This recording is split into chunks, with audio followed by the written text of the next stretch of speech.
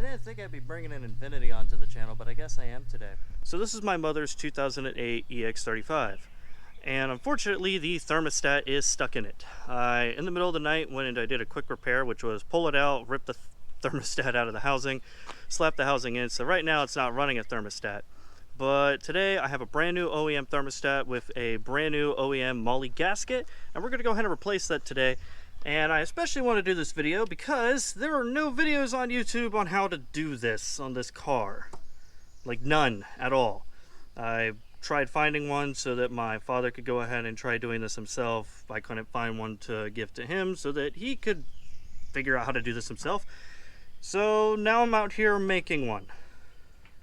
Yeah, a couple of tools make the job really easy. A flex head ratchet works pretty well.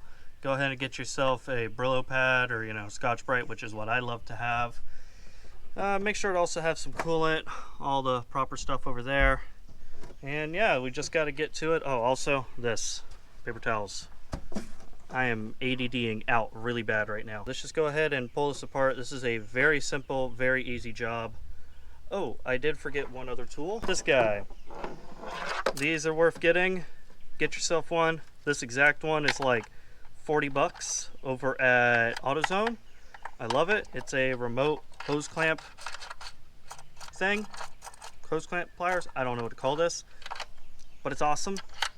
So get yourself one of those. Makes this job a lot easier. So let's go ahead and start. First, we need to pull out the coolant reservoir, which is right here.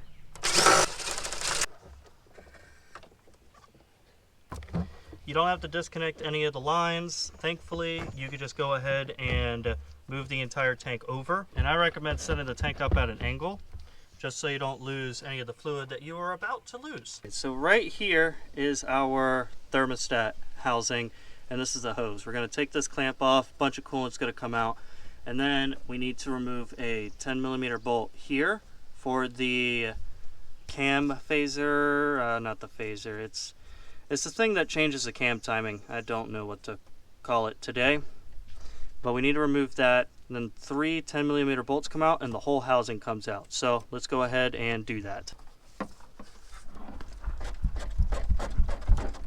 And here comes all the coolant, which thankfully was not a lot. Now there's this plug right here on the back of this cam actuator thing.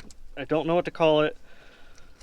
There we go. It's one 10mm bolt. This is where the flex head ratchet comes in handy.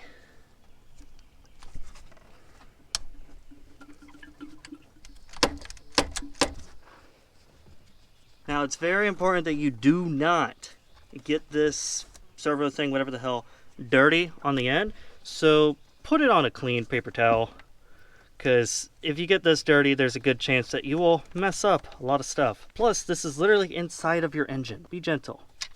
There we go. Set that guy off to the side, like I said, on a clean paper towel. Now it is just 3 bolts that are holding the housing in. You don't have to have a flex head ratchet to do this, but like I said earlier, it makes it a lot easier.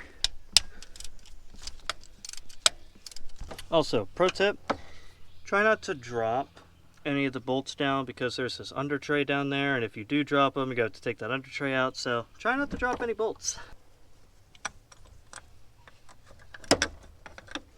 Alright, okay, we got it out. Make sure that the metal gasket comes with it, because that's important. Now this one was RTV'd. That's because, well, it was the middle of the night and we had to make it work. And that's why we take our Scotch-Brite right here and we just go around, make sure everything's nice and clean. Now we could go ahead and start installing the new one. And before we do that, I would like to please ask you to subscribe to this shit show of a YouTube channel. I would greatly appreciate it. Don't really do a whole lot of repair videos, more or less just breaking and pretending like I'm fixing stuff videos. So yeah, if you're into that kind of thing, hit the subscribe button. I greatly appreciate it. And thumbs down this video, because you know it sucks. Here's our brand new OEM thermostat. I did have another thermostat that we tried to use on this car from O'Reilly's, and the housing for it was not big enough. Like it wasn't thick enough, and that made about an 1/8 of an inch gap all the way around it with the bolts as tight as they can be. Now yes, you could technically just put in some shorter bolts and call it a day, but that's not the right way to do it. So we got this guy because it's the correct part that is supposed to be in this car. And with it, the correct gasket as well. Some people will just RTV it and let it be.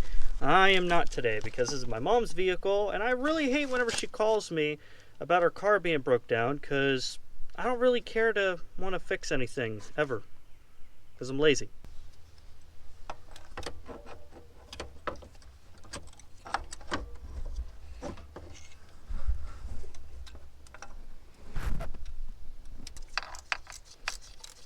Now don't over tighten these. Some people like to torque them down. Honestly, I prefer torquing them down too, but today I don't really have my correct torque wrench for this.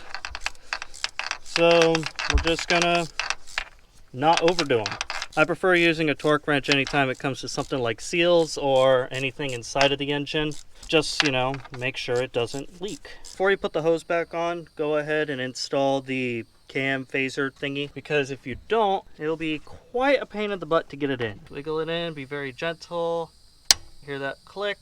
That means it is in. Take the 10mm, screw this sucker in there. Try your hardest not to drop it. That will give you a bad day. Okay, and then we just go ahead, take this clamp, put it back on with the hose. Of course, I did not position this very well, so I have to pull it all back off. There we go. Hose is back on, it's on all the way.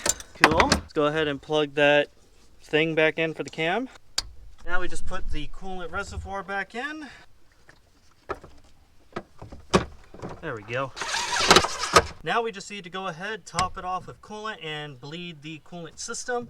Let me just go ahead and show you guys that real quick so we can end the video. Right here, you can barely see it. You can unscrew it with your fingers on this one. I'm gonna go ahead and pull it out. There we go. This little guy right here, it is hooked up to the heater line. On this car, it'd be on the driver's side. On 350Zs, it's usually on the passenger side. But whenever you top off the coolant, you'll turn the car on, pull this guy out, and you will run the car and keep putting coolant in until all the air is escaped, and you'll get nothing but water out of here or coolant. And that is how you know that you are completely bled of all the air and your system's full of nothing but coolant. So guys, that was probably a pretty terrible video, but if you enjoyed it, please go ahead and give it a big thumbs up. If you are stopping by for the first time, go ahead and hit that subscribe button, and see you guys in the next one.